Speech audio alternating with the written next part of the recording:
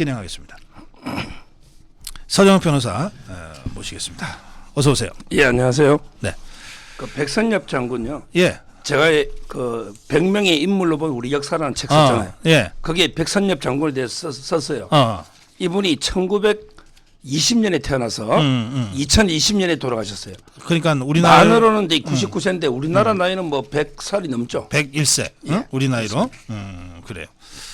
제 기억으로도 100세를 넘어서 활동하셨던 걸로 제가 기억을 하는데 그렇군요. 이분이 그 제가 그 평전을 쓰면서 네. 제일 앞에 쓴 구절이 이분의 책에 군과 나, 군대하고 나, 군과 나 책이 있거든요. 네네. 거기에 그 제가 첫 구절을 인용한 게요. 함께 전투를 치르면 민족과 나라를 넘어 동지가 된다. 피로 맺어진 동맹, 혈맹은 이렇게 만들어지는 것이다. 우리를 지켜주기 위해 기꺼이 희생한 나라, 국민들은 남이 아니라 형제다. 이런 이제 그 말씀하셨어요. 저는 이번에 내일 6.25잖아요. 네. 16개 참전국. 이분들은 이제 그 남이 아니라 형제입니다. 피로 맺어진 동맹, 혈맹입니다. 결국은 이제 그 함께 자유를 지키기 위해서 피를 흘린 민족과 나라를 넘어선 동지들. 이분들의 그 고마움. 네. 저는 은혜를 잊어서는 안 된다. 이렇게 봅니다. 그래요. 저 서정욱 변호사와의 그 대담 하나 지금 뽑아주세요. 지금 우리 서정욱 변호사 말씀하시니까 그런 생각이 납니다. 그 왜 싸우냐? 전쟁에 참전했던 용사들한테 이렇게 끝나고 나서 물어봤어요. 그러니까 다 죽기를 각오하고 싸운 거 아니에요. 네. 왜 싸웠냐? 이제 우리가 예상하는 답변은 그런 거 아닙니까? 뭐 애국심, 국가와 민족. 근데 그게 아니었다는 거예요. 가장 많은 대답은 내 옆에 전우를 위해서. 예. 뭐 다른 건 생각이 잘 안 나는데 내가 안 싸우면 내 옆에 얘가 죽을 것 같거든. 그러니까. 그리고 얘가 지금 당장 총 맞아서 빨리 후송하지 않으면 죽을 것 같은데 내가 얘를 구해야지. 그 전우애가 그 전장틀을 지키게 만드는 제일 그 강력한 힘이었다는 답변을 압도적 다수가 했다는 거예요. 예. 예, 지금 우리 서정욱 변호사 하신 말씀하고 일맥상통하는 그런 얘기였던 것 같습니다. 예. 자, 이제 법보다 주먹 본격적으로 시작하겠습니다. 송영길이가 이번에도 안 부르면 아예 텐트를 치겠다. 나 이거 참 이거 저 얼른 잡아 넣어버려야 되는 거 아니에요? 그러니까요. 예. 지금 이제 그 송영길이가요. 네. 뭐 텐트 앞에 친다 하는데 이번에 그 서초구청장이요. 현대자동차가 양재에 있잖아요. 그 앞에 그 텐트 치고 농성한 그 해고 노동자가 있었거든요. 근데 그 텐트를 철거하는데 10년이 걸렸어요. 이게 나라입니까? 아니 불법으로 길을 점령하고 텐트를 치는데 철거하는데 10년이 걸렸다고요. 저는 송영길이가 텐트 치면 바로 이제 이거 10분 만에 철거하면 돼요. 안 되면 이게 제가 사람 몇 명 데리고 가서 강제로 철거시켜 버리려고요. 왜냐하면 이게 검찰청이 자기 뭐 안방입니까? 그게 무슨 텐트를 칩니까? 그게 10년 걸리면 안 돼요. 뭐 10분 만에 저는 불법 텐트니까 철거하고요. 네. 요즘 이제 그 송영길이가 완전히 뭐 망가질 대로 망가져가지고 며칠 사이에 그 도저히 납득이 안 되는 궤변 망언을 4개나 연속으로 막 쏟아내요. 지금 제정신이 아닌 것 같아요. 제가 송영길의 그 4대 망언 적어왔거든요. 예. 며칠 사이에. 네. 첫째, 이재명 보고 불체포 특권 폐지는 야당이기를 포기한 거다. 아니 이재명 너는 이게 대장동 위례 FC 너는 써먹고 내가 이게 돈 준 20명 지금 영장 칠라는데 이게 폐지하면 특권 그럼 이게 우리만 다 죽으란 말이냐. 불체포 특권 폐지는 야당 포기다. 이런 식으로 이게 비난한 이게 방향이 안 맞잖아요. 개혁하고 첫째.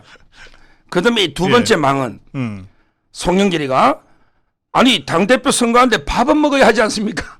그 얘기도 했대. 밥은 먹어야 된다고. 지금 이게 오세훈법 이후에 뭐 이제 여러 가지 제한이 많잖아요. 지금 이게 깨끗하게 돈 안 쓰는 선거 방향으로 개혁을 가고 있는데 네.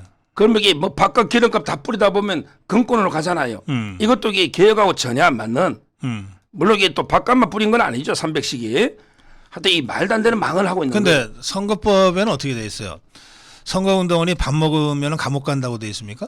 아니 집에서 예를 들어 정치 자금을 당대표 나가면 또 이게 모을 수 있어요. 모으는 걸로 이게 밥은 아마 묻을 거예요. 자기들이 지금 밥 먹은 게 아니잖아요. 300씩 뿌린 게.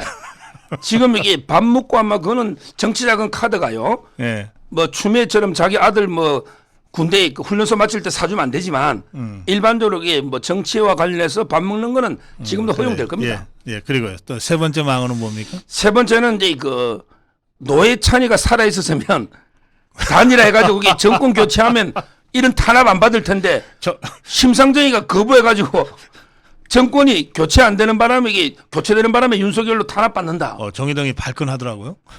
아니 정의당이 물어보니까 진정하게 제안한 적이 없고요. 단일화를. 무엇보다 이게 송영길이가 비례위성 정당을 만들었잖아요. 그럼 이게 정의당을 완전히 물먹인 거예요. 그렇지. 송영길이가. 네. 이래놓고 이게 이제 노회찬 형님 때문에 눈물이 난다고 떠들고 있는 이것도 이게 세 번째 망언이고요. 마지막으로 이제 진짜 갈 때까지 간 게 옛날에 박사님하고 저하고 탄핵에 진실할 때 우리는 뭐 태블릿 PC 조작설 주장 많이 했잖아요. 네네. 근데 이걸 좌파가 주장하면 안 되잖아요. 아니 좌파들이 뭐 조작해가 박근혜 대통령 사기 탄핵을 시켜놓고 이제 와서는 이게 완전히 송영길이가 한동훈 윤석열 공격하려니까 자기들 진영에서는 금기어잖아요. 아니 한동훈 장관 조작 많이 했지 않냐, 태블릿 PC도 조작한 거 아니냐 이렇게 주장하더라고.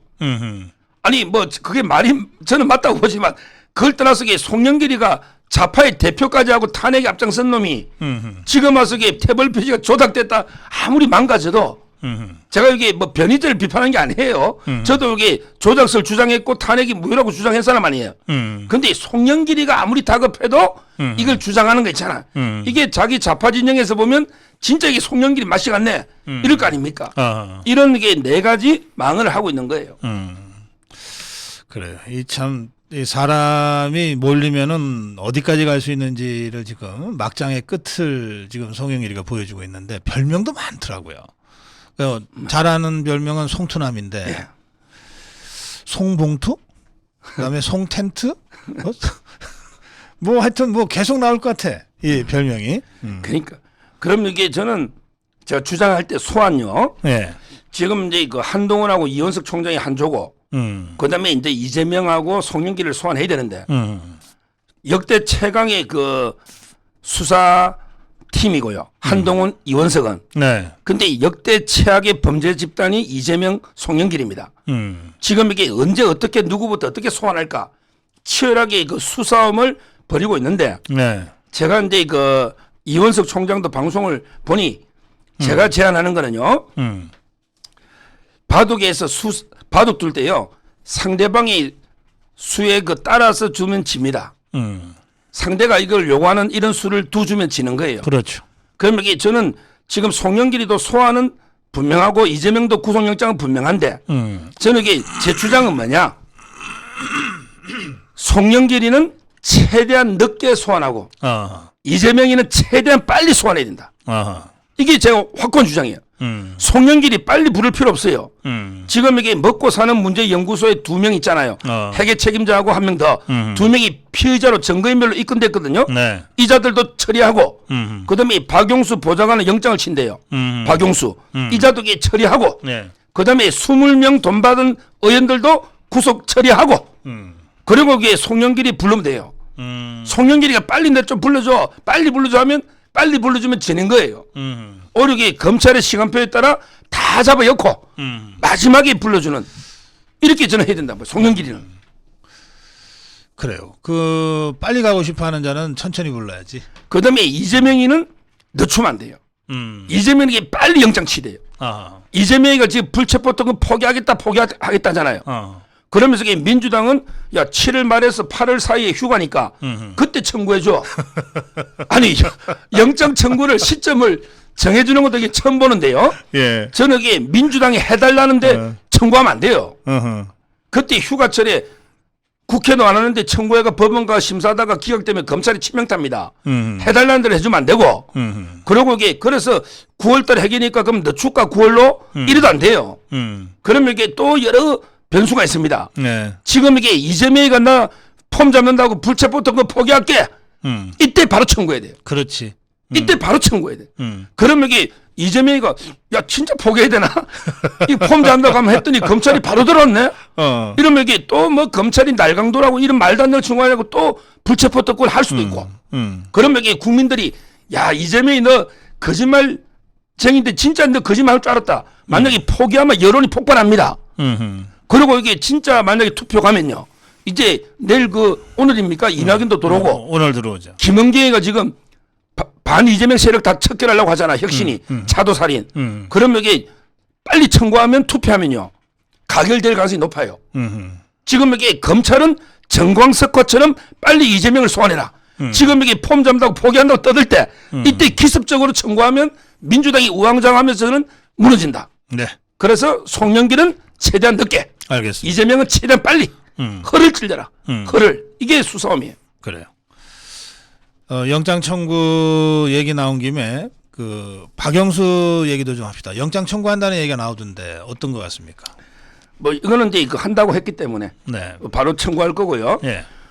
박영수의 혐의는 이제 처음에는 이자가 이제 우리은행의 이사의 의장이에요. 그러니까 이제 성남의 컨소시엄에 우리은행이 참여한다. 이러면 이게 200억 줄게. 그때 어떻게 줄래? 줄게가 아니라 달라 그랬다면서. 뭐 준다 달라 뭐 다 합의된 거죠. 합의된 거예요. 어떻게 줄래? 대장동 안에 상가 빌딩 건물 2개 지어 하나씩 줄게. 그 양재식도 있거든요. 특검보. 이런 식으로 200억이 합의된 거죠. 처음에는. 근데 우리은행에서 컨소시엄에 들어갈 수는 없잖아요. 은행이. 그거는 이제 곤란하다고 부결된 거예요. 그러니까 대신에 이제 돈을 그러면 1,500억 대출해 줄게. 그러면 이게 자금 조달은 만점 아닙니까? 1,500억. 그래서 이제 50억을 주기로 한 거고요. 근데 이게 이제 사건이 터져버렸잖아요. 50억 줄라니 터지잖아. 그러면 이게 일단은 지금 김만배부터 이게 사건이 터지가 시끄러우니 네. 일단은 이게 다른 방법으로 한 절반 정도 준 것 같아요. 뭐냐면 이게 박영수가 고문료로 한 2억 몇천 받아갔고요. 그 다음에 이 딸 있잖아요. 딸이 직원인데 이제 가지급금으로 빌려가서 안 갚아요. 그게 11억 정도 돼요. 그 다음에 딸이 또 아파트 하나를 특혜 분양받았죠. 그게 차액이 한 8억 정도 돼요. 그래서 이제 20몇 억을 받아가고 근데 문제는 박영수의 외사촌이 이기성입니다. 이룰성. 그 분양대행업체. 예. 이기성. 처음에는 이게 먼 친척이라가 연락도 안 된다더니 꼭 하는 말이 이재명이야. 비싸. 먼 친척이라 했더니 보니까 외사촌 동생이야. 저는 이게 오촌으로 들어가지고 제가 오촌이 더 가깝댔다가 지금 이게 정확한 촌수를 따져보니 사촌이야? 외사촌 동생이에요. 이자가 이게 분양 대행을 싹쓸이를 한 거죠. 그래서 이제 한 수백억 벌었다. 네. 그리고 이게 박영수가 잔머리 굴린 게 자기가 이게 돈 받아가려면 뭔가 업적이 있어야 되잖아. 일을 한 게 있어야 돼, 기여가. 그래서 이제 이기성이한테 5억 빌려가지고 박영수가 자기 계좌로 5억을 보내준 거죠. 나 여기 5억을 투자했으니까 50억 받아도 되는 거 아니냐. 이런 게 잔머리 굴리가 투자를 했던. 네. 그래서 진짜 이기성까지 하면요. 박영수 일가가 받아간 돈은 수백억이 되는 이런 데 사건이고. 그래서 이제 특수 일부 회사입니다. 반부패 일부. 거기 검사 절반은 백현동 사건 수사하고 절반이 50억 사건 하거든요. 거기서 이게 영장을 칠 겁니다. 알겠습니다. 자, 수사 관련 얘기를 좀 더 해볼게요. 김명수가 지금 다시 수사가 본격화되고 있습니까? 그렇죠. 일단 이제 김명수는요. 네. 자기는 이제 이번에 윤석열 대통령하고 이제 꼬리를 내렸잖아요. 네. 예를 들어 이제 대법관을 추천할 때요. 처음에는 이제 좌파로 하려 했는데 대통령실에서 이제 그러면 거부권 임명 안 하겠다. 이래가 이게 꼬리 내려가지고 이제 서울대 교수 권영준, 그다음에 서울고법 부장판사 서경환 이렇게 추천을 했거든요. 그거는 이제 그렇다 해서 이걸 덮어둘 수는 없다 했잖아요. 제가 이제 수사는 수사대로 해야죠. 그래서 이제 이번에 중앙지검의 형사 일부 이부가 이제 이준석이 수사하고 있는 부입니다.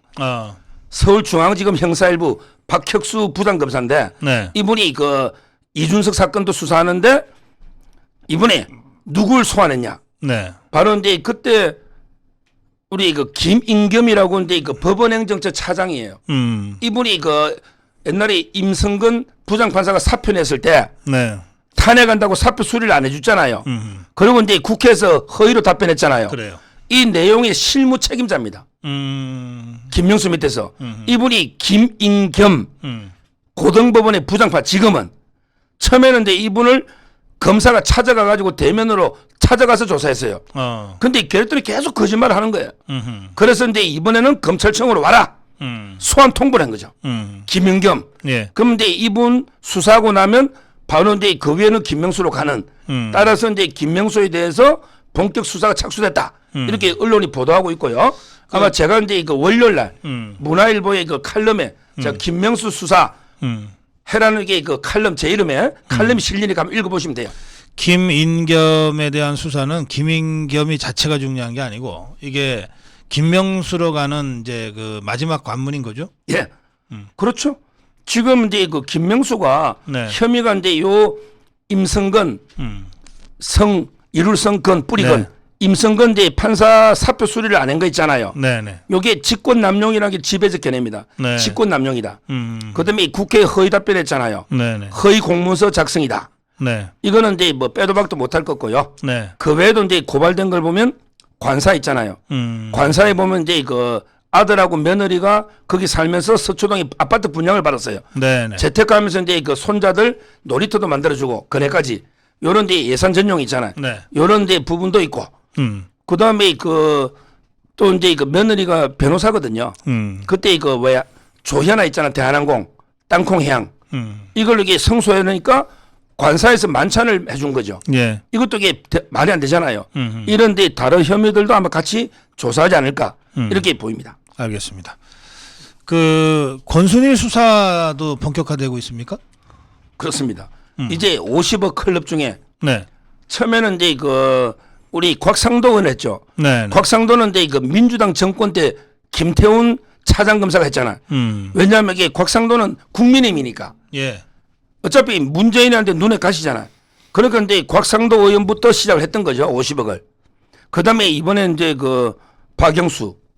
우리 어떻게 보면 이게 그 박근혜 대통령 한다는 게 뭐 말도 안 되는 이게 저는 이해가 안 되는 게 박영수처럼 파렴치범이 박근혜 대통령처럼 깨끗한 분을 수사했다는 거. 네. 이게 역사에 부끄러운 수치입니다.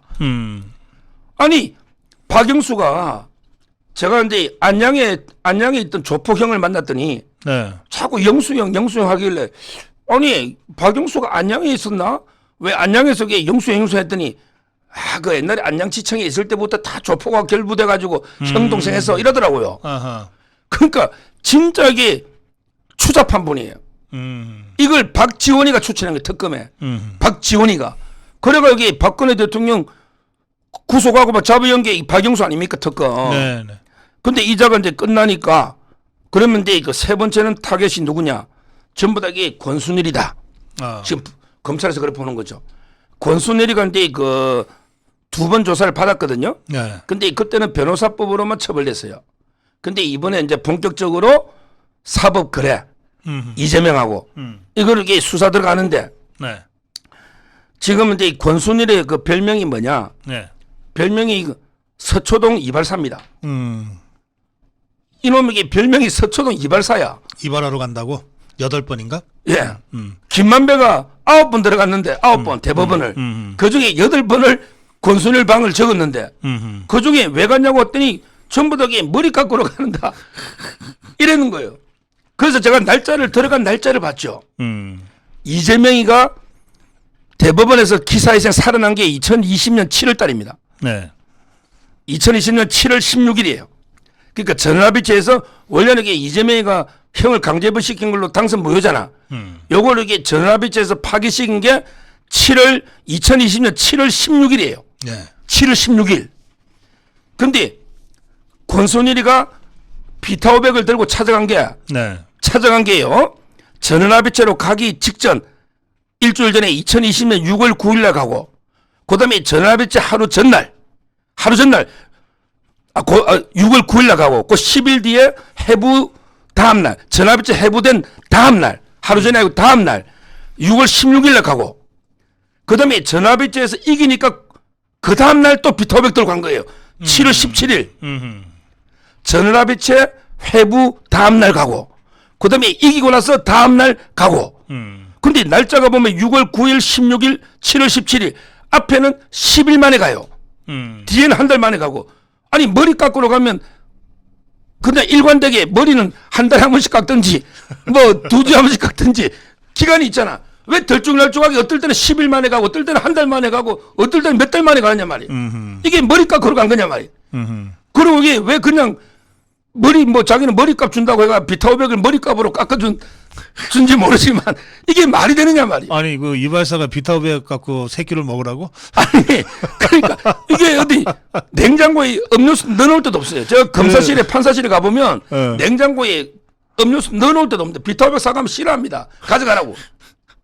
이게 지금 그래서 수사 들어간 거죠. 그게 들어갈 때는 뭐 이발소에 간다고 쓰고 들어가겠지만 그 대부분은 들어갈 때 다 어디 가는지 확인하잖아요. 예. 신분증 이발소라고 안 쓰고 권순일방에 간다고 썼죠. 그럼 권순일방에 전화를 하면 도로를 하면 들어가는 거죠. 그런데 실제로는 지는 이발하러 갔다 왔다. 그렇죠. 권순일방에 이발소라고 쓰면 출입 안식이 주니. 이발소에 간 적 없다. 이거에 지금 김만배 주장이죠. 예. 그러면 권순일방에 갔냐 안 갔냐를 확인할 수 있는 CCTV 영상 같은 거는 있습니까? 그게 이제 검찰에서 수사를. 예. 아니 대법원에 그게 있어요? 그거는 이제 방에는 아마 없을 거예요. 제가 보기에. 근데 그 이제 그 직원들이 근무 많이 하거든. 비서나. 네. 비서 있잖아요. 이런 사람들에게 뭐 물어보고 거짓말을 못 할 테니까 아마 이게 일지가 있을 거예요. 밑에 실무자들이 작성하는. 왜냐하면 대법관이 장관급이거든요. 네. 그 밑에 비서가 한 대여섯 명 있어요. 그게 어떻게 다 입을 맞춰 거짓말 하겠어요. 김만배가 온지 안 온지 수사 의지의 문제지. 금방 확인될 겁니다. 그래요. 알겠어요. 이거는 이제 그것만 확인이 되면 이게 진짜 김만배가 이발소를 갔는지 권순일이를 갔는지만 확인이 되면 쉽게 정리가 될 사건이네. 아, 그런 네. 얘기 권순일이 간 거는 뭐 저는 그거는 입증이 어렵지 않다 봐요. 비타500이 500원 5만 원권으로 딱 1억 들어가는 그 박스라 그러대요. 네. 그거는 여러 사람이 실험도 해봤어요. 네. 지금 이제 그 실제 보면요. 예. 이게 저는 왜 이게 유착됐냐면 제가 변호사잖아요. 네. 우리가 이제 대법원에 제가 상고를 하잖아요. 네. 그럼 이게 지금 연구관이 어떻게 들고 있는지 지금 이게 어떻게 되는지 아무것도 몰라요. 그 다음부터는 이게 그냥 깜깜이고 아무 안 가르줍니다 절대. 아하. 어떤 심리 상태에 있는지. 근데 그때 김만배는 이재명 사건에 대해서 손바닥 보듯이 지금 이게 어느 연구관이 어떻게 들고 있는데 어떤 의견을 올리고 그다음에 판사들은 몇 대 몇이고 어느 판사는 찬성하고 어느 판사는 이게 반대 이걸 다 줄줄이 이재명 측에 알려준 거예요. 아하. 그러니까 이게 이재명도 변호사니까 깜짝 놀라잖아. 이거는 대법관하고 유착 안 되고는 도저히 알 수 없는 정보잖아요. 그렇죠. 그렇죠. 그러니까 네. 그때 유동규하고 남욱이가 폭로했는데 이 유동규는 솔직히 말하면 이게 정진상한테 비하면 아무것도 모르잖아요. 유동규는. 그러니까 근데 유동규가 김만배하고 많이 싸웠습니다. 대장동 하면서 이게 서로 밀고 땅 싸울 거 아닙니까? 공사 있으니. 네. 근데 그때마다 정진상이는 알거든요. 오히려 이게 유동규만 불러서 혼을 냈다고 유동규가 폭로한 거예요. 왜 혼내냐? 네. 야 장비야. 항상 장비라고 그러니까 유동규가 장비 아닙니까? 지금 관우고. 네. 야 이게 김만배가 센 분이야. 김만배가 우리 유비 형님의 목숨줄을 쥐고 있어. 김만배가 대법원에 우리 그 파기 안 되면 이재명 형님 끝나잖아. 정치 생명 끝나는 거예요. 네. 네. 그러니까 이게 정진상이는 그 과정을 알고 있어요. 그러니까 이게 유동규를 혼냈다는 거고. 그다음에 남욱 변호사 진술을 봐도 김만배가 계속 이 권순일하고 친분을 과시하면서 재판 진행 상태 네. 이걸 이게 다 알려줬다는 거죠. 그래서 저는 이 부분 수사 가면 이 부분은 저는 김만배가 불구로 봐요. 왜냐하면 이게 박영수 수사도요. 김만배가 다 불었습니다. 지금 이게 김만배 입장에서는 하나만 지킨다. 천화동인 1호에 그 428억 있잖아. 요거만 내 거라고 하는 게. 요거만 있어도 난 묵고 산다. 요거는 이게 이재명이 있기 아니고 내 거다. 그거만 계속 부인하고 있고 나머지는 거의 다 자백하고 있습니다. 제가 여기 김만배 씨를 저번 주 화요일에 만났어요. 네. 재판장에 보니까 한 10년은 늙었어요. 10년은 늙었더라고. 그다음에 다리를 쩔뚝쩔뚝 저시더라고. 지금 이게 여러모로 힘들고 지쳐 있을 겁니다. 그래서 저는 권순일 부부는 퇴임하자 말자 1,500만 원씩 줬거든요. 퇴임하자 말자. 어차피 이게 권순일이하고 접촉하고 정보를 빼낸 거 있잖아. 이거는 부인 못할 겁니다. 왜? 너무나 구체적으로 사건이 몇 대 몇이 어느 판사가 찬성하고 반대하고 다 돼 있더라고 녹취가. 네네. 따라서 저는 권순일이 뭐 비타오백에 뭐가 들었는지 이건 안 불지 몰라도 최소한 이게 권순일하고 접촉하고 정보를 얻어낸 거 있잖아. 알겠습니다. 이건 안 불 수가 없다는 거예요. 권순일이는 지금 출국 금지 같은 거가 조치가 취해져 있을까요? 지금 이제 그때 2번 소환했는데 네. 변호사법 위반으로 왜냐하면 이게 선임계를 안 내고 뭐 신고 안 하고 이게 고문료를 많이 받았잖아요. 연세대학 교수로 갔거든요. 바로 연세대학교. 네. 근데 그 월급보다 고문료가 더 많아요. 그러니까. 그러니까 이제 2번 받고 아마 이게 벌금이기 때문에 출금 안 됐을 수가 있는데 이자가 언제 도망갈지 모르는데. 그러니까 내 느낌으로는. 지금 이제 그 다 언론이나 검찰 주변에서는 박영수 구속하면 바로 이게 권순일이다. 지금 이렇게 다 보고 있어요. 이거 권순일이라는 자를 보니까 무슨 자존심도 없고 무슨 저 대법관까지 지내면 명예 뭐 이런 거 있잖아요. 네. 그런 것도 없고 그냥 어디 쥐새끼처럼 그냥 돈 되는 데 있나 없나 이러고만 다니는 자 같아요. 그러니까 이거 도망갈 가능성이 높은데. 그러니까 예, 출국 금지 시켜놔야지. 아마 이 대법관 역사상 퇴임하자마자 사기업의 부동산 월 1,500씩 예. 거의 사고 안 터 있으면 평생 받습니다. 그렇지. 예. 평생 사고 안 터 있으면 예. 이런 거는 이게 저도 보도 듣도 못한 그래요. 이런 일. 자, 권순일이 얘기는 이쯤 해서 다음 검찰의 수사 상황을 지켜봐야 되겠는데 출국 금지부터 해놔야 되지 않을까 싶으네요. 했을지도 몰라요. 이건 본인이 아니면 확인이 안 되는 거니까요. 자, 김남국이 수사 상황도 좀 확인을 좀 해 주시죠. 김남국요. 예. 지금 이제 이게 그 윤리위에서 네. 국회 윤리위에서 이제 그 자문위원회를 구성했잖아요. 네. 그러니까 이제 김남국이 보고 자료를 내라. 음. 이라는데 이게 자료를 김남국이 못 내고 있어요. 못 내죠. 관계 없어서 안 낸다 그러고 있대. 예. 관계 없어서 자료를 김남국이 말로는 그래. 이게요. 요거는 이제 그 딱 하나로 김남국이를 제압할 수 있는 게요. 예. 지금 이제 김남국이가 상장하기 직전에 예. 산 코인이 많아요. 대표적으로 이제 그 마블엑스, 마블엑스도 이게 상장 직전에 대규모로 샀거든요. 네. 그다음에 그 메콩 있어요. 코인, 메콩. 이것도 이게 상장 직전에 많이 샀어요. 요거는 이제 거래 내역이 나와요. 그다음에 그 제일 많은 게 위믹스 있잖아요. 이걸 위메이드라는 회사가 위믹스를 처음 코인을 만들고 그리고 이게 코인 홍보한다고 좀 뿌리고 에어드롭을 합니다. 뿌리고 할 때 이제 그 김남국이가 싸게 장외에서 취득한 의혹이 있는데 이 자료를 못 내는 거예요. 위믹스의 초기 자료를 못 내. 자기는 이게 LG 디스플레이 주식을 2021년 1월 달에 팔아가지고 업비트에서 위믹스를 샀다 했는데 그때 네. 업비트에는 위믹스가 없어요. 빗썸에 있었거든. 근데 빗썸도 거래 상장되기 전에 초기에 위믹스라는 코인을 처음 만들 때 취득한 의혹이에요. 이걸 김남국이는 자료를 못 낸다는 거예요. 그래서 이런 이제 그 비상장 거래에 여기서 중요한 걸 제가 제보받은 게 네. 자, 뭘 캐느냐. 비상장에서 이게 김남국이 대량으로 샀잖아요. 네. 그러면 이게 파는 사람이 왜 팔까요? 파는 사람이 정보가 더 많아요. 내가 이게 예를 들어 메콩이든 마블엑스든 위믹스든 많이 들고 있잖아. 이거 상장된다는 거는 파는 놈이 더 잘 알아요. 그렇지. 근데 왜 싼 값에 팔까요? 상장되면 몇 배 튀기는데. 뇌물이지. 뇌물이죠. 지금 제보고도 야, 서 변호사 어느 주식이에요? 어느 주식이 코스닥에 상장한다. 내가 니한테 특별하게 액면가 500원에 줄게. 아니면 너한테는 특별하게 내가 4배만 붙여 2,000원에 줄게. 상장하면 많은가? 이런 사람 많습니다. 파는 놈이 바보입니까? 자기가 상장되는 걸 아는데 싸게 김남국이한테 팔까요? 그러니까 그게 뇌물이거나 아니면 사기야. 대부분 뇌물이죠. 왜냐하면 이게 사기 치려면 상장해가 치겠지. 더 비싸게. 그렇잖아요. 그래서 지금 이게 그 메콩이든 마블엑스도 싸게 네. 파는 것도 문제인데 특히 위믹스입니다. 네. 위믹스를 초기에 김남국이 한데 김남국하고 잘 아는 변호사가 싸게 넘겨준 게 아닌가. 이런 게 검찰의 의혹을 가지고 있는 거예요. 제보를 받고 그걸 수사하고 있는 거예요. 저는 그 부분을 김남국이 처음부터 못 낼 겁니다. 아하. 이거 관련 없는데 왜 내? 야, 뭐 관련 있고 없고 네가 판단해? 당해야지. 그래서 저는 그 비서업비 때 상장 직전 초창기에 네. 거래 내역, 제가 이름까지 제보 받았는데 지금 이게 검찰 수사 중이니까 제가 이게 말은 안 하겠습니다. 이름이나 하여튼 그런 초창기에 비상장 거래 의혹 이걸 김남국이는 못 낼 거고 못 내고 있고 검찰이 그 부분 거의 다 확인했다. 사람 이름까지. 네네. 누굴 통해서 거래 내역까지. 그러면 이게 그 검찰은 뇌물이냐 아니면 이게 정치자금법이냐 두 개 중에 지금 고민하는 거예요.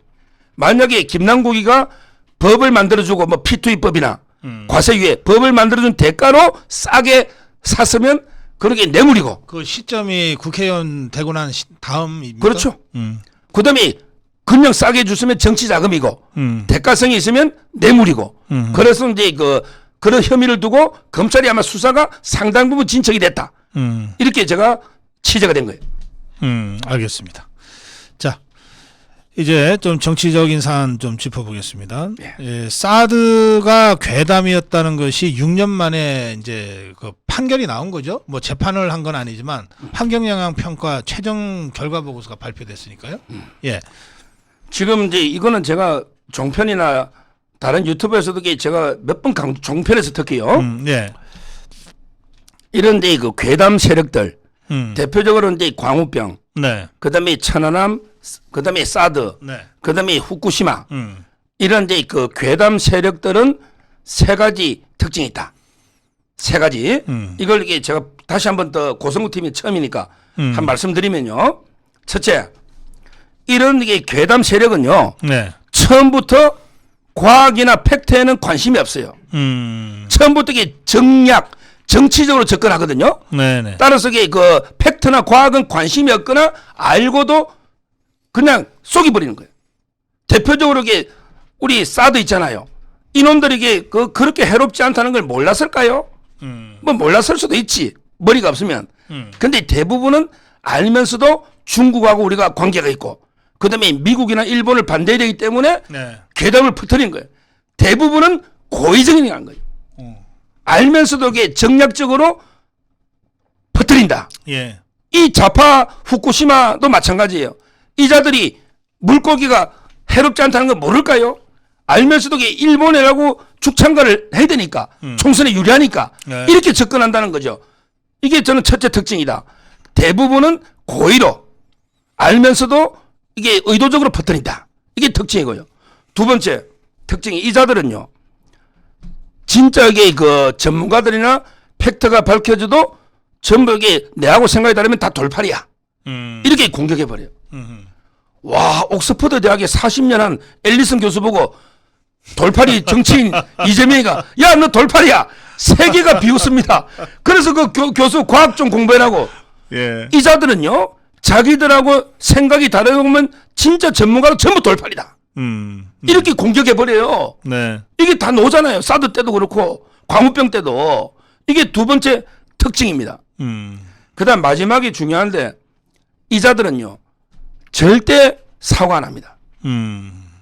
진실이 밝혀져도 어떤 핑계를 대서라도 지금 이게 사드가 괴담이다 이랬는데 또 뭐 2,000km 가는데 그때 상태했냐 또 이게 누가 주민이 참여했냐 온갖 추잡한 핑계 대면서 끝내 안 믿습니다. 천안함 북한에 있다고 믿는 놈 아무도 없습니다. 밖에서 만나면 패널들 있잖아. 방송에서는 아이 북한 소행이라는 정부 입장을 존중합니다 그래. 근데 대기실에 가면 야, 내 양심이 허락 안 하는데 어떻게 그걸 북한 소행이야. 그러니까 이 자들은 절대 사과 안 합니다. 아마 그래서 제가 방송마다 그랬죠. 이재명이나 또는 이 표창원, 손혜원, 추미애 뭐 이놈들이 한 명이라도 내 국민 앞에 사과하면 내가 방송을 내가 적거나 사과한다 그랬어요. 근데 역시 안 하더라고. 이재명이도 아이 사드 어떻게 생각합니까 했더니 아이고 뭐 다행이네요 이러더라고. 그래 다행이네요. 야, 이자가 이게 완전히 유체이탈 화법도 유분수지. 사드 환경영 평가 안전하게 노니까 그냥 다행이네요. 문 닫고 가버리더라니까. 그래서 저는 이 괴담 세력들 처음부터 이게 의도적으로 고의로 퍼뜨리고 그다음에 상대 진영은 전부 돌파리로 맹공격하고 그다음에 잘못이 밝혀도 끝내 사과하지 않는 이런 게 세 가지 특징 저는 국민이 엄정하게 심판해 된다 봐요. 그래요. 이게 말이 안 통하는 자들이잖아요. 네. 그러니까 처음부터 알든 몰랐든 지그들 하고 싶은 주장하고 이게 거짓이든 아니든 상관없고 목적만 달성하면 되니까. 그다음에 그렇게 하다가 팩트가 확인이 돼서 자기들이 주장한 게 거짓말로 밝혀져도 다른 핑계 대고 절대 사과 안 하고 사과하면 지는 줄 아니까 네. 이제 그렇게 하잖아요. 네. 그래서 이것들은 대화 상대가 안 돼요.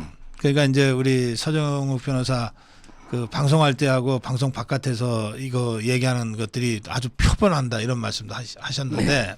뭐 저는 요즘 뭐 종편이나 이런 지상파에 아예 그 부르질 않아서 나가지를 못합니다만 예전에 가끔 그런 경우를 저도 겪었어요.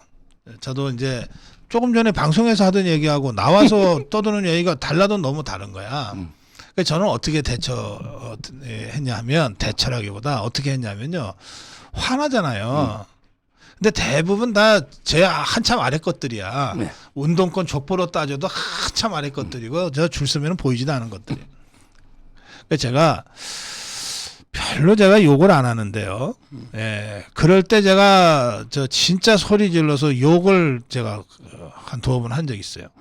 그러니까 방송으로는 제가 전달 못 하겠고 진짜 한 번만 더 근데 제가 그렇게 하는데도 까부는 놈들이 있을 수 있잖아요. 그럼 제가 진짜 행동하려고 그랬어요. 예. 그래서 퇴치해야지. 예? 퇴치해버려야지, 그것들. 여러분들 그렇게 하라는 말씀은 아니고요.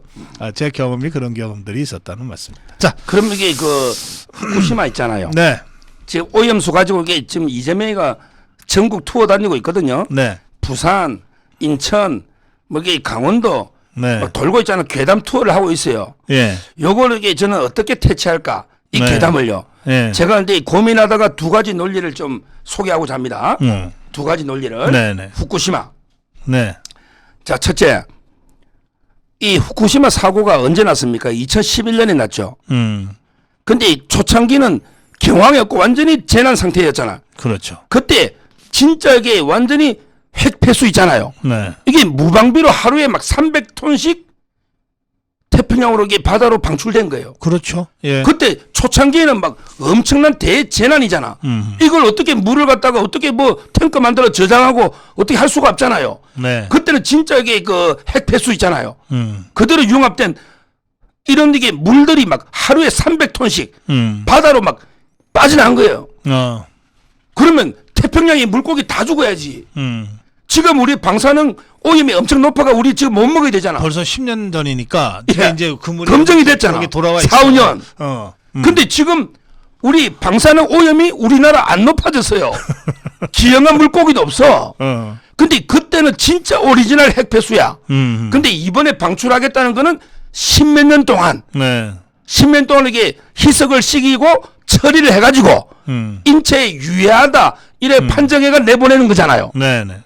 이게 해로울까요? 아니면 초창기 그냥 300톤씩 막 그대로 폭발했을 때 나간 게 해로울까요? 근데 앞에 나간 게 지금 해로운 게 없어요. 이건 뭐냐? 우리 중국의 덩쇼핑. 중국의 덩쇼핑이 뭐랬냐? 네. 경험만이 진리를 검증하는 유일한 척도다. 경험만이 진리를 검증해요. 그러면 이게 2011년에 하루에 300톤의 핵폐수 오리지널 이게 태평양을 막 휘젓고 4, 5년 뒤에 우리나라 왔잖아. 근데 지금 물고기들이 안전하고 다 묻고 있잖아요. 이게 경험을 통해서 진리를 검증해보면 그렇게 태평양이 보통 넓은 바다입니까? 희석대가 안전하다는 거 아니에요. 이걸 저는 강조해 준다. 네. 2011년에 그 우리가 경험을 통해서 검증이 되지 않냐. 네. 이거 하나. 그 다음에 두 번째 논리가 일본을 공격하면 두 번째 논리. 야, 너 이제까지 우리나라 전 세계 원자력 사고가요. 수천 수만 건이 터졌어요. 근데 원자력 사고 터지면 어차피 이게 오염수나 나옵니다. 예. 어차피 이게 물을 쓰니까 냉각수 네. 나옵니다. 이걸 일본처럼 12년 동안 보관한 나라가 있었냐? 아니면 이게 IAEA 검증을 자발적으로 받은 나라가 있었냐? 러시아도 중국도 미국까지 그냥 이게 사고 터지면 몰래 그냥 갖다 버려. 몰래 갖다 버리잖아요. 이걸 12년 동안 돈 천문학적 비용으로 보관한 나라가 없습니다. 네. 일본이니까 선진화된 일본이니까 그래도 12년 동안 보관하고 물론 이렇게 땅을 더 파가 더 보관하려면 천문학적 비용이 들죠. 그러니까 이제 어느 정도 안전 기준이 충족되면 나간다. 이거 아닙니까? 따라서 이거는 일본을 공격할 게 아니고 앞으로 이게 모범 사례다. 앞으로 이게 원자력 사고 터지면 다른 나라도 일본처럼 해야 된다. 이걸 저는 두 가지를 강조하는 거예요. 알겠습니다. 그 이재명이가 그 항구 어항 주로 연안 도시 돌아다니면서 이제 수산물 이거 괴담을 막 유포하고 다니는데 이번에 강릉 가서 그 짓을 했는데 강릉 그다음에 주문진 네. 예 했는데 그 상인들이 그 화를 많이 냈다 그래요. 예? 니 때문에 더 힘들다고. 그리고 이제 그 주문진의 주민들은 다른 문제가 더 있어요. 진짜 폐기장 있잖아. 핵 말고 다른 쓰레기 폐기장. 이걸 좀 해결해 달라고 막 이재명한테 계속 딴소리를 하니까 이재명이 무한해진 거죠. 자기는 이제 그 일본 그 핵 폐수 있잖아. 이거 이제 그 들으려고 하는데 주민들은 관심이 딴 데가 있고 그다음에 일부 주민들은 오히려 이게 괴담에 대해서 반발하니까 역효과를 나고 있고요. 그래서 제가 어제 그 TV조선 나가서 이재명이한테 직격탄을 날린 게 진짜 이게 일본의 핵폐수보다 더 위험한 세력이 있다. 그게 바로 핵폐수 괴담을 퍼뜨리는 세력. 이게 우리 국가와 국민에게 더 유해한 세력이다. 그래요. 저는 이 일본의 오염수보다 이재명이 같은 이런 이게 괴담을 퍼뜨리는 세력이 있잖아요. 이런 세력이 우리 사회에 훨씬 더 해악을 끼친다. 이런 봅니다. 예. 자, 이제 마지막 주제로 가겠습니다. 슈퍼챗을 한 분이 하셨는데 예, 아이디 성함이 없어서 제가 그냥 감사 말씀만 드립니다. 자, 우리 저 일타 강사들이 킬러 문항을 이용해 갖고 그야말로 그 수백억씩 돈벌이를 해왔어요. 그래서 저는 이게 그 586들이 장악하고 있는 이 사교육 시장과 문재인 종북 주사파의 정치권 그리고 이 강남 그 대치동의 일타 강사들 이 고액 과외 이 학원들 이런 것들이 다 얽히고 설켜 있는 일종의 그 좌파 생태계를 이루고 있다 이런 느낌까지 들어요. 좀 이제 실체는 조사를 해봐야 되겠습니다만 윤석열 대통령이 어쨌든 이 약한 핵심고리를 치고 나가면서 이 교육개혁으로 지금 이 드라이브를 걸지 않았습니까? 우리 서정훈 변호사도 일타 강사셨던가요? 네. 예. 제가 이제 요 부분요. 예. 두 가지를 저는 중점적으로 방송마다 이야기하는데. 네네. 첫째는 이제 그 킬러 문항 네. 이 문제하고요. 네네. 그다음에 두 번째 지금 시점 있잖아. 방향은 옳은데 왜 5개월 남겨놓고 하느냐. 아하. 그 시점. 요 두 가지로 이제 제가 주로 방송을 하는데. 네네. 먼저 이제 그 킬러 문항 있잖아요. 네. 이거는요. 저는 용어가 잘못됐다 봐요. 예를 들어 이제 공교육 범위 내에서만 시험을 낸다.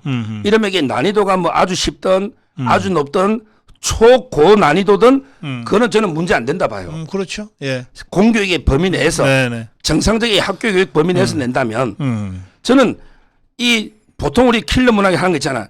이거는 이제 그 출제 범위를 벗어난 잘못된 문제다. 그렇지. 이건 난이도의 문제가 아니다. 예, 예. 이게 제가 왜 어떤 비유를 드느냐.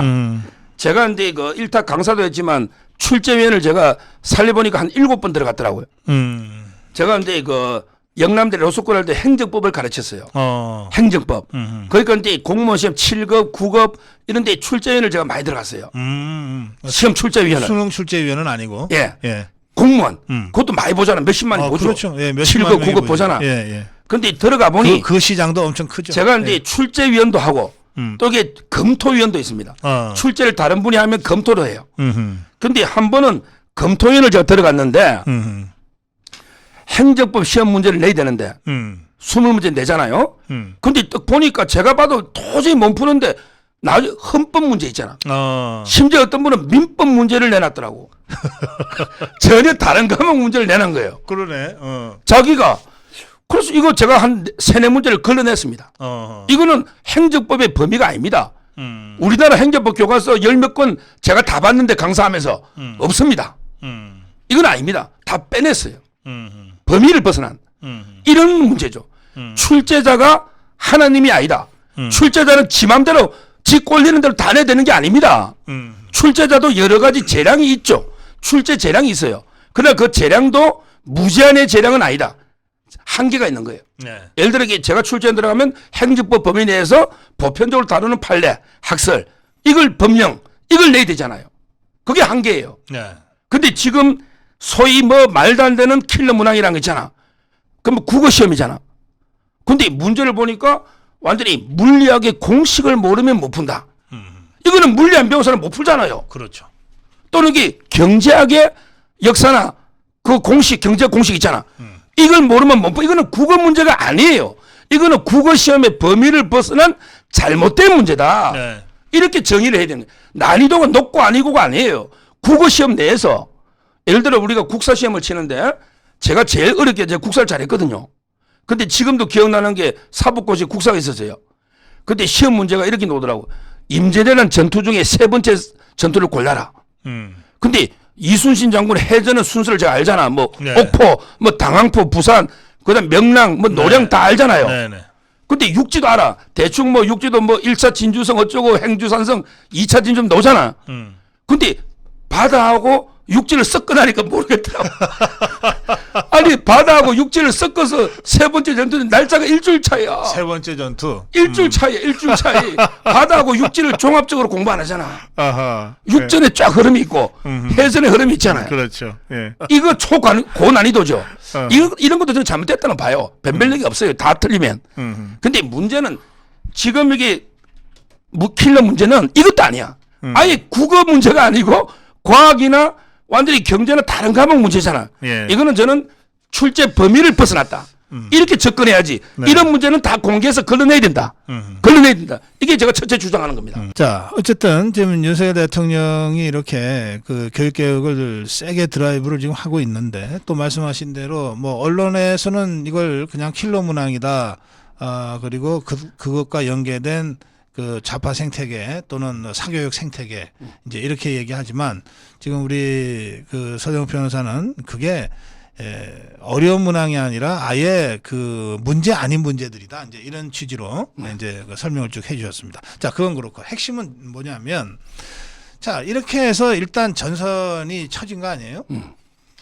그러면 일단 우리 편이라고 생각되는 사람들은 다 함께 전선에 서서 같이 싸우든지 아니면 정 자신이 없거나 이거 뭐 그 실력이 없으면 또 용기가 없으면 한 걸음 물러서는 것까지 좋아요. 뒤에서 박수라도 쳐줘야지, 응원이라도 해야지. 그 왜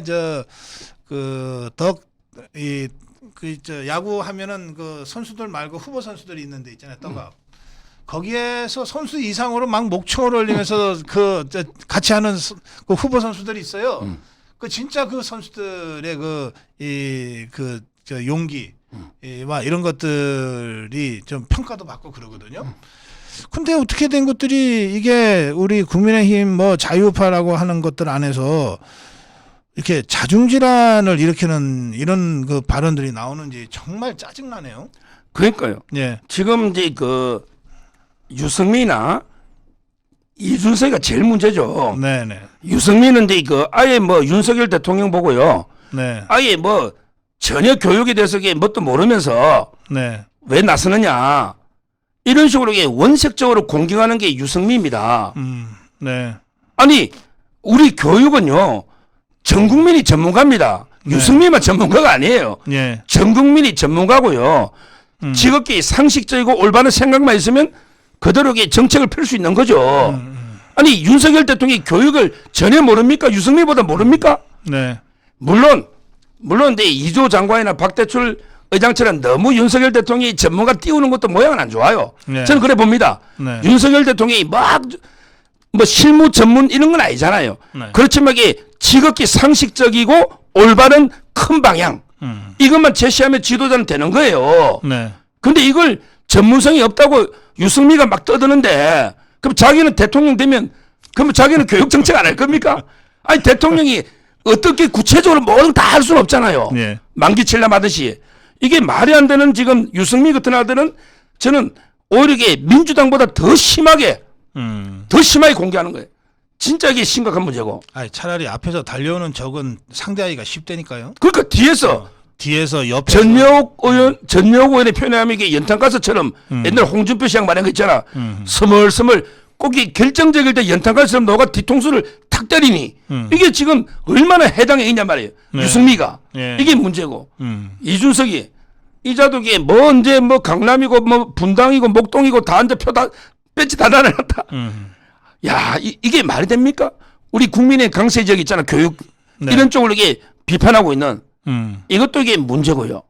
저는 마지막으로 그 안철수 의원 있잖아요. 예. 이분도 그래. 이분은 조금 그래도 방향은 맞는데 갑자기 5개월 앞두고 왜 하느냐. 내 지구당 사무실로 막 걱정 전화가 많이 온다. 네. 이랬거든요. 네네. 이게 이제 제가 두 번째 하고 싶은 이야기입니다. 윤석열 대통령이 갑자기 5개월 만에 갑자기 불쑥 꺼낸 게 아닙니다. 네. 이런 이게 말도 안 되는 출제 범위를 벗어난 이런 문제를 이게 배제하는 거는 공약이고요. 네. 그리고 이게 옛날부터 수없이 지시한 거예요. 그런데 교육부의 관료들, 특히 그 문재인 때 승승장구하는 관료들 있잖아. 이 자들이 대통령 지시를 완전히 무시한 거죠. 그래서 이제 이번에 경질했잖아요. 네. 이러니까 언론에 크게 확대됐을 뿐이지. 네. 지금 이게 갑자기 놓은 게 아니고 윤석열 대통령이 일관된 교육 철학이었다. 네. 이걸 말씀드리고 지금 학교에요. 학생들이 혼란을 느낄 이유가 없잖아요. 만약에 윤석열 대통령 지시가 이렇다면 문제돼요. 윤석열 대통령 지시가 이제까지는 공교육 범위 내에서 냈는데 앞으로 이 공교육 범위 밖에 벗어난 것도 시험에 내. 네. 학원 가서 공부하도록 이렇게 지시했다면 대혼란이 오죠. 근데 그게 아니잖아. 오히려 공교육 범위 내에서 출제해라. 네. 네. 그럼 뭐 법인 내에서 공부한 학생들이 혼란 올 게 뭐 있습니까? 아무런 혼란이 없어요. 지금 이게 혼란이 온 거는 일타 강사들, 네. 사교육 업체들. 야, 마지막에 내 우리 대목인데 한 3천억 1년에 땡기고 내 연봉이 200억인데 갑자기 윤석열 저자가 이게 내지 마라 하니까 지금 대혼란이잖아.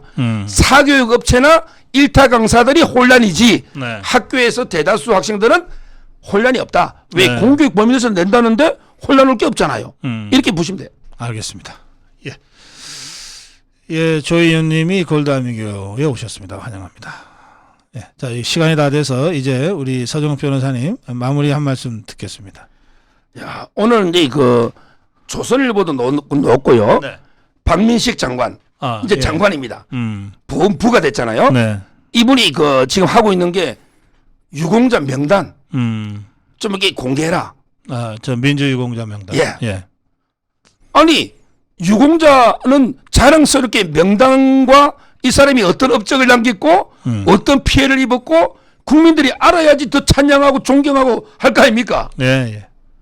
근데 공개를 못 한다는 거예요. 사생활 침해라고. 야, 이게 말이 됩니까? 우리가 이게 건국 공신들 있잖아요. 네. 건국 훈장도 이게 여러 개 있죠. 뭐 대통령상도 있고 애국장, 애족장 뭐 여러 개 있잖아요. 다 이게 우리 공개돼 있지 않습니까? 네. 뭐 이승만 대통령은 무슨 상이고 이렇게 떳떳하게 자기가 정말 당당하게 나라를 위해 기여했으면 업적을 알려야지. 예. 이걸 도둑놈 범죄자처럼 계속 숨겨. 야, 내 이름이 공개되는 게 부끄러워. 그러면서 이게 특혜는 달래. 야, 우리 수당 줘. 우리 입학할 때 특혜 입학 줘. 그래요. 온갖 특혜를 요구하면서 내 이름이 공개되는 게 부끄러우니까 나를 공개하지 마라. 이게 지하의 암흑색이 말이 됩니까? 예. 저는 지금 이게 국가 우리 보훈부 박민식 장관님이 참 이게 진짜 의미 있는 일을 하고 있다 봐요. 네. 유공자들 민주유공자 특히 명단 공개 이런 데 저희가 힘을 실어주고 네. 이렇게 돼야만 진짜 유공자를 우리가 존경하고 기리고 이렇게 또 도와주고 그리고 이게 가짜 유공자는 걸러내는 이런 역할이 됩니다. 이 운동에 저희가 관심을 가지고 동참해야 된다. 이 말씀을 꼭 마지막으로 오늘 조선일보 사설에도 있으니까 한번 보시기 바랍니다. 네.